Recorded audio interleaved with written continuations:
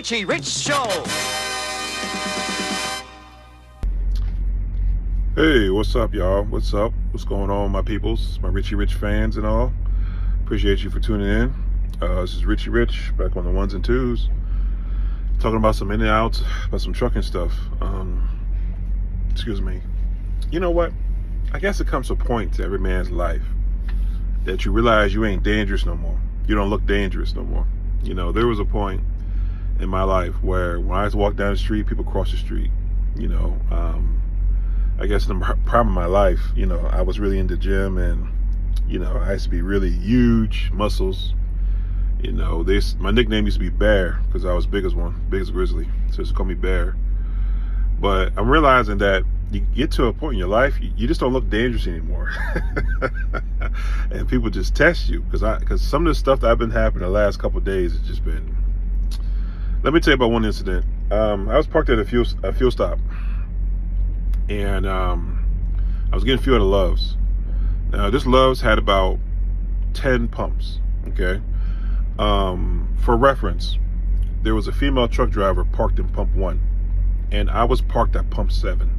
Okay, I pulled in there. There was nobody else in the truck in the fuel aisle. Okay, so I'm sitting there and I'm on the phone and having a passionate conversation with somebody, and I'm on the phone just like this, holding it, talking to it, and I look over and there's somebody trying to get my attention. This woman is, and I thought something was wrong, so I cracked the window and I said, "Hey, what's up?" She says, "You need to go park. You don't need to be sitting there talking on the phone in the fuel aisle."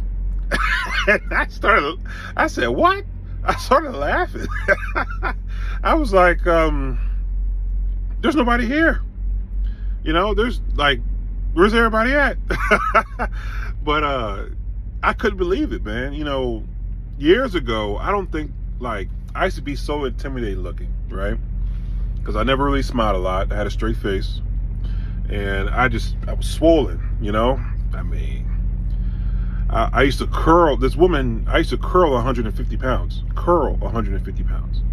And I used to bench press about almost 350, almost 400 pounds, right? And I'm just like, man, I must don't look dangerous anymore. You know, like, sometimes you don't say shit to certain people because you're like, oh my God, what's they gonna do? But I guess I'm just a jolly old fat guy now. And I just thought that was the weirdest thing. I looked at her, I was like, what? She said, you need to move up or you need to go park. And I was dumbfounded. I was like, where's everybody at? Okay. I can understand if it was a rush hour thing, there was a whole lot of trucks there. You know, yes, I understand, but what? So I just laughed at her and I rolled the window up. Okay. Just now, a couple minutes ago, I'm pulling into this receiver, and I'm about to get unloaded. And as I'm driving in the crosswalk, a yard dog is walking out to his truck. So initially, yard dog's attitudes is always like, we have the right of way. This is our yard. Okay. But he really didn't. I was already in the intersection of the crosswalk, and he throws his hands up in the air. And I looked at him, I laughed. I said, Jesus Christ. and I looked at him, he just threw his hands up in there, and I was like, bro, like, why would you walk into a truck? It's almost the same thing when you're on the street, when you're on the highway, when you're on the roadway and you're driving, and people just keep coming. They don't stop. That was kind of what he did in this parking lot. I just ignored it and I laughed it off. But I'm starting to think, man, I need to really get my big ass back in the gym. You know, I need to get that intimidating, swollen back thing back on, man. It's I guess there's a point in man's life where you just stop looking dangerous, man, and that's when you know, I got these glasses on that are blue. You know, they probably think I'm a fruity or something. You know, you just stop looking dangerous, and people, you know, you don't intimidate people no more, I guess. You know, I miss those good old dangerous days, man. I never forget, man. I'm walking down the street in the middle of the night, and I just got out the gym, and you know, when you got a gym, you're pumped. You get that pump, and I'm swollen. And I remember people staring at me like, oh my God. Now I guess I don't get that effect anymore. Damn, trucking did me in. Anyway, I'm making this video, man. I wanted to talk about something, man, that I was having a conversation with a guy with last night. And you know what? I think he's right. It's funny how the tide changes with percentage pay and mileage pay. Okay. right now, in my personal opinion, this is my opinion, but I think mileage pay is winning. Okay, I think that if you get paid by the miles right now, you're doing better than percentage pay. You are. I have buddies who work for, Stevens. I'm gonna talk about Stevens, and my buddy sent me his pay stub last night. He's trying to convince me to go back over there, go up there and talk to upper management and see if we can come back over. He's a trainer, so this is directly towards training, okay? And he ran about 4,300 miles. So the student did about 3,000 miles, and he did about 1,300 miles. Over at Stevens, where I like how they do their training, and I'll give them their flowers for this one. The students have 240 hours to complete to get off the truck. So it's in their best interest to drive as much as possible. See, the problem I had here, had at Prime and at Wilson, was when you get a student in your truck, they thought it was our truck. You know what I mean? And they thought that whatever I drive, they drive. I had a student actually say that to me one time, and I kicked him off my truck. He was like, if you're only going to drive 3 hours, I'm only going to drive 3 hours. Well, sir, I only drive 3 hours because you drove like shit and I had to watch you all day. Okay, so I'm tired. I'm going to drive 3 hours. Normally, with Prime and Wilson, it's team driving. So, your student drives 10, you drive 10, and you guys are passing each other in the night. But at Stevens, it doesn't work like that. Okay, they're only allowed to drive 19 hours max a day.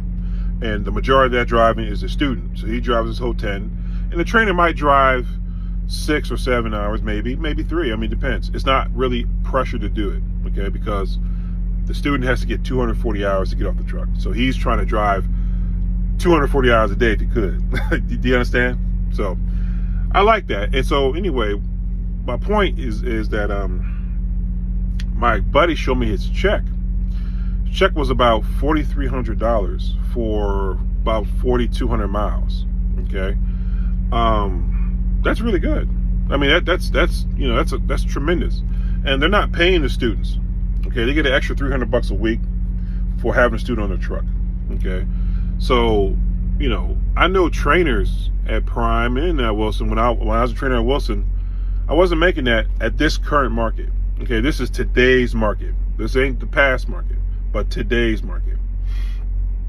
And so I think that as of right now, mileage pay is beating out percentage pay because the loads are so low and the loads are so scarce. I mean, I got a message last night on the Qualcomm from Fleet Manager talking about we have over 85% capacity available trucks. That is not good.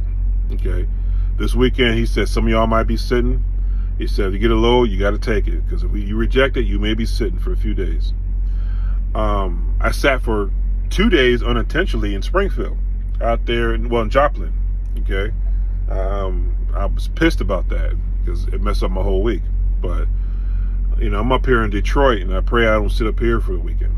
Okay, but looking at his paycheck, I'm like, yeah, you're right. But see, now that changes in a good market.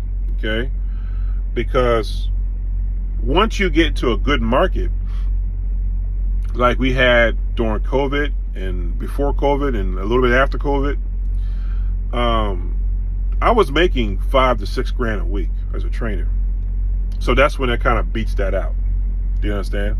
But right now, it's one of those situations where, just like the wheels are spinning in the truck, sometimes you have to spin too. And you have to adjust to your situation. You have to adjust to your circumstances.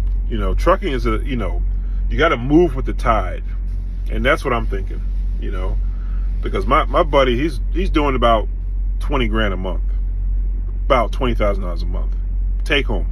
Okay, that's not gross. That's in his pocket, in his bank. Okay, and that's beating me, and that's beating me by a long shot. This last week, I think I only did $2,500 in revenue. It's a very, very bad week. I had a great load going from Iowa down to Miami, and on my way up to Iowa to go pick the load up, the load canceled on me. So my week just went from worse to worse. Lucky I get tono, which is truck not in use, but I think that's only like 30% of the load value, which is still a couple dollars, but it ain't what the load originally paid. Okay, so it sucks. We're going towards the end of the year, and it sucks when you have loads canceled. It sucks when revenue is not high. Mileage pay is winning right now. It is. Mileage pay is winning. He's trying to convince me to make good with Stevens. I don't think I can, but I don't know, dude. In trucking, I hate to say this, right? But it's the truth. You gotta chase the money. You do. You gotta go where the money is, because how long can you, like, you can suffer through this situation here, but I'm gonna tell you who doesn't understand. Your mortgage, they don't understand the suffering. Your electric, they don't understand. Your child support, definitely don't understand. Alimony and car payments and insurance and life, that just doesn't stop. So sometimes you gotta roll like the wheels roll. But it's, I don't know, I gotta do some thinking, because I like my situation, and I like pulling Prime's freight, but I'm not gonna lie to you guys. Looks like this guy's about to hit me. You wanna see something? Look, he's about to hit me. Lord have mercy. I like Prime's network. I like Prime's fuel discount. I don't really go to the terminals because they're black hole. Well, Springfield one's a black hole. You go out there, you might be stuck for a few days. So I kind of stay away from there. But I don't know, bros. I don't know. Like the market conditions change, you have to change, and sometimes you got to make a tough decision. And sometimes you got to cross those bridges that you crossed before. Now, I think he's about to hit somebody. Lord have mercy. Anyway, I don't know, fellas. I got to do some soul searching, because it's one of those situations where you ride it out. Then what happens is the market turns around, and then percentage pay is way better than mileage pay, right? Because, like I said before, last year my revenues, especially when I first got into the logistics side, they were $7,000 and $8,000 a week. Do you understand? And I haven't really seen that kind of pay, honestly, since probably April. Yeah, probably April this year. Before I went on vacation, I haven't seen it. Man, this guy, oh my God, what's he doing? Lord have mercy. Oh, sorry guys, got distracted. Somebody doing some weird shit.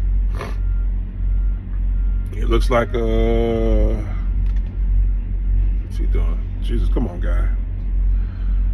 Come on, Seven Hills Transport. Come on, just back that sucker in there, right? Just a lot of space. Anyway, I'm sorry guys, be distracted. But like I said, you sometimes you gotta bend with the punch. You gotta counter with the left hook and the right hook. So Rich doing some thinking. Anyways, peace and love. I hope everybody's doing good up there. I hope everybody's making profitable. I hope everybody is. I'm concerned. I don't like having a bad week. Even though bad weeks out here happen, I told you guys, I don't like not being profitable every week I'm out here, because I'm away from home and I am in this truck. And trucking's like the only job you can be at your job every day and not get paid. And I try to make those days as minimum as possible. Do you understand? I don't want to experience that a whole lot. And lately I have been. So it's been a concern. But we're gonna see what happens, man. But peace and love, guys. Drop your comments below. I'm curious to see how you feel about situations, and I hope everybody's doing good. Peace.